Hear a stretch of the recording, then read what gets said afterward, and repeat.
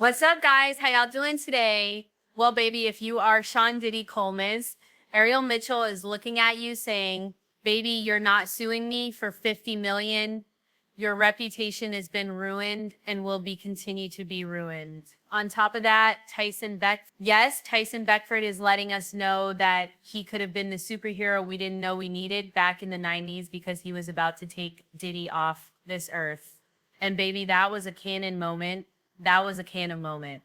Let's get into this. Okay, first of all, let's talk about Diddy. The way Diddy is out here suing people, I think Diddy feels like he's going to get all his lawyers' fees back by suing everybody. I'm sure he's looking for a way to sue the federal government. It will not work. Get this. Okay, Diddy's lawyer. Listen. Diddy is suing $50 million. He's suing $50 million, saying that a lawyer suing him for alleged freak-offs ruined his reputation. Now, can I just say this, and it needs to be said?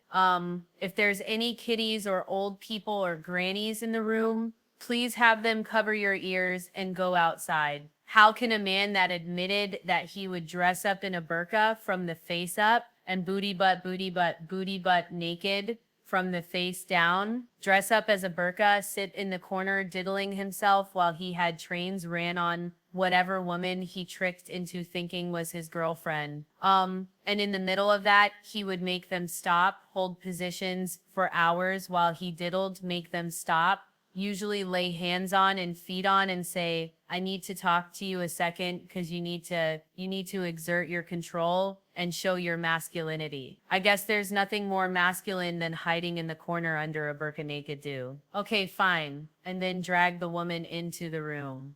Sometimes laying hands and feet on her, then proceed to take the sloppy seconds, if you will. And then when that was over but before he took the sloppy seconds, he would grab whatever was make the woman grab what was ever inside the liquids that the SMEX worker left, and rub it on his Diddy's chesticles. Again, I have to stop now before I get my whole channel demonetized. But I think what I am trying to say is, their what? Reputation is what I'm trying to say. But let's get into this. All right. Because Ariel Mitchell said, Diddy, you couldn't try this with Dan Coleman's. You better get out of my face. Let's get this. All right. They're saying that Ariel Mitchell asks a judge to dismiss Diddy's $50 million lawsuit, citing the federal seizure of alleged tapes as validation. They said Diddy is facing a new legal hurdle in his $50 million defamation lawsuit after Miami-based attorney Ariel Mitchell asked a federal judge to dismiss the case. Ariel, who appeared on News Nation segment with Courtney Burgage, is accused by Diddy of helping spread what Diddy calls outrageous lies about his alleged involvement in SMEX crime. The lawsuit filed in January also names Courtney Burgers and Nexstar Media, owner of News Nation, as co-defendants. Diddy thinks he's gonna get all his legal fees back by suing these people. Burger said during an interview that he received 11 flash drives from the late Kim Porter, which he said contained videos of celebrities participating in freak-offs involving minors. He also said he had 54 pages from Porter's memoirs, which Porter's kids said were fake. Now, I do want to point out that even though the kids said, but seriously, is anybody going to ask, how are you suing for Kim's diary? Intellectual property, when you're saying it doesn't exist, then you're saying it wasn't really a book. It might have been. Anyway, we'll get to the bottom of this. Okay, he says he has 54 pages. Now, these 54 pages could have been printed out from anywhere. Area's attorney, Stephen Metcalfe, argued that her appearance on the program did not include any defamatory statements and her role as an attorney shields her from liability. They said in addition to performing her role as an attorney for matters involving the preparation of litigation or for pending litigation, such as vicarious attributions concerning defendant Mitchell violate First Amendment principles. Okay, they're doing the Alex Burrow thing where they're starting to sue lawyers for representing people because they realize they can't stop everybody from suing. So they're going to try to scare lawyers against from representing people. Again, I'm confused. Did he how this helped you? I don't know. They said Mitchell cannot be said to have acted with reckless disregard for the truth. Photos and videos were produced, leading to a federal subpoena on this specific material, and the government or members of the Senate district acted in a manner to take possession of said materials, and thus the government essentially vouched for his existence of said material.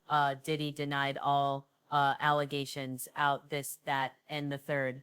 Anyway, they also said that Ariel Mitchell's lawyer said that there was no way she could defame Diddy given the salacious and wild testimony produced by several witnesses during Diddy's trial. And we all know that's true. They said the evidence elicited at trial was extreme to the point where any living person's reputation would be affected from such. While I salute his criminal defense team, the fact relevant here as there are countless other individuals with actual SMU allegations against Diddy where the statement Ariel Mitchell made pales in comparison. Y'all listen, but really quick, I don't want to hold y'all, but listen couple of things. Diddy, shut up, and go make some beats with Kanye. You again, I get it.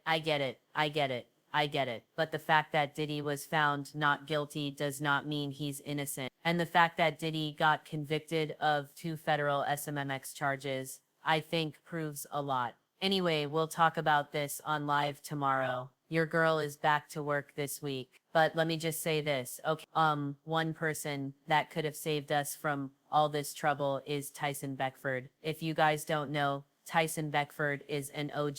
He has lived life. Honey, he was an OG supermodel, as you guys know. He also was one of allegedly the members of one of the most notorious Jamaican street gangs in New York in the 90s, and maybe he has stories to tell. I'm waiting for him to get a Netflix deal, or write a book, or do something. But honestly, listen to this story, because this is the man that Diddy, this is a story about a man named Diddy that is suing people for his reputation being ruined. You mean your fantasy? Who we thought you were? We thought you were Cliff Huxtable and found out you was really Bill Cosby. Anyway, listen to this story. Want to tell a story about how we got into it in the street, and it's a real street story, cause I was standing in front of the tattoo parlor talking to a friend of mine, which thought was my friend, and Groovy Lou pulled up with some girl, cause you know that back then Bad Boy used to be around the corner from 5th and 19th or 20th Street, somewhere around there. So, you know, I'm minding my business. He come up with this girl and like, yo, take a picture with my friend. I said, yo, my man, I'm having a conversation. He was like, what you mean, and start getting tough on me. I said, yo, Lou, don't talk to me like that. Come on, we boy. And he was like, nah, I talk to you whatever. I was like, no, bro, this ain't happening. So then he swung on me, and yes. And I went back like this. I said I looked at my friend. Oh no, he did. So we got to fighting, and I got to beating the brakes off that man. And then an NYPD officer came by on a motorcycle, and we stopped.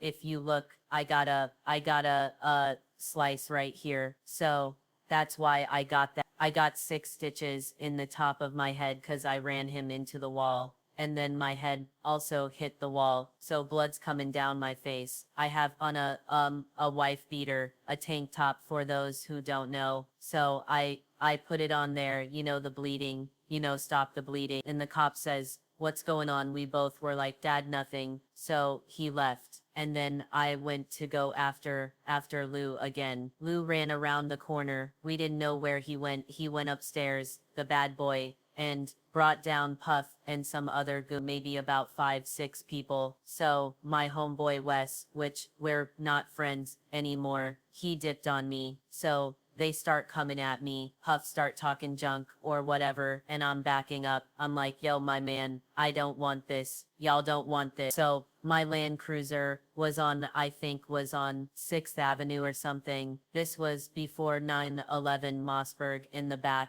which, you know, trust me, I know why I needed it. So I went to the back, opened the Land Cruiser, cocked it. I said, look, I only got 5 in here. Puff, you going to get it first. And Big Man, you going to get it first. The rest of y'all, I'm going to shower you with it. So that was, you know, the gist of the whole story. Then Puff went and called my manager, and he was like, yo ma, your boy she said, yo, he's Jamaican, leave him alone. He will done you. So yeah, I mean, I could have saved the world a whole lot of trouble and took him out back then, but then we're without you. So y'all haven't made up. We rest our case.